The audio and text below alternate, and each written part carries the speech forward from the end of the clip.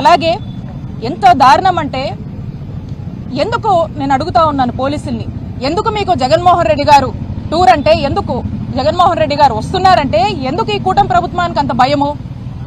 ఎందుకు ఎక్కడ లేనన్ని ఆకాంక్షలు మీరు విధిస్తున్నారు? ఏమన్నా ఎమర్జెన్సీలో ఉన్నామా? అక్కడ బార్కెట్స్, ఇక్కడ బార్కెట్స్, చుట్టూరు బార్కెట్స్, ఇన్ని పెట్టండి అన్ని పెట్టండి, అక్కడ రెస్ట్రిక్ట్ చేయండి, ఇటు నుంచి రావద్దు అటు నుంచి రావద్దు అని చెప్తా ఉన్నారు. మన రాష్ట్రం ఏమన్నా ఎమర్జెన్సీలో ఉందా అని నేను ప్రశ్నిస్తా ఉన్నాను ఈ పోలీసుల్ని.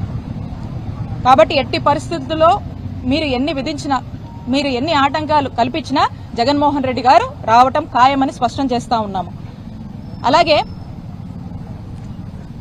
మేము చూస్తా ఉన్నాము, ఈ ట్రావెల్స్ వాళ్ళకి ఫోన్ చేసి చెప్తున్నారంట, ఆటోలకు ఫోన్ చేసి చెప్తున్నారంట, లోకల్ గా ఎక్కడికక్కడ పోలీసులు గానీ వీళ్ళంతా కూడా మీరు పంపొద్దు, మీరు పెట్టొద్దు, మీరు గనక ఎవరన్నా మీ వెహికల్స్ యూజ్ చేసుకుంటే మిమ్మల్ని కేసులు పెడతాం, మీ వెహికల్స్ లాక్కెళ్తున్నామని ఈ విధమైనటువంటి భయభ్రాంతులకు కామన్ మ్యాన్ ఈ రోజు గురి చేస్తున్నారు. అంత అవసరం ఏముంది?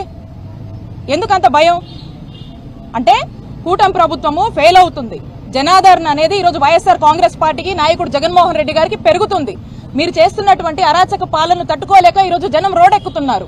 రోడ్డెక్కి వాళ్ళ యొక్క బాధల్ని, వాళ్ళకు నమ్మకం ఉన్నటువంటి, వాళ్లకు న్యాయం చేస్తాడని నమ్మకం ఉన్నటువంటి ఒక నాయకుడికి చెప్పుకోవడానికి రోడ్డెక్కుతుంటే మీరు ఇదంతా కంట్రోల్ చేయాలి, ఈ గవర్నమెంట్ ఫెయిలియర్ అనేది, కూటమి ప్రభుత్వం ఫెయిల్ అవుతుందని పబ్లిక్ గ్రహిస్తున్నారు.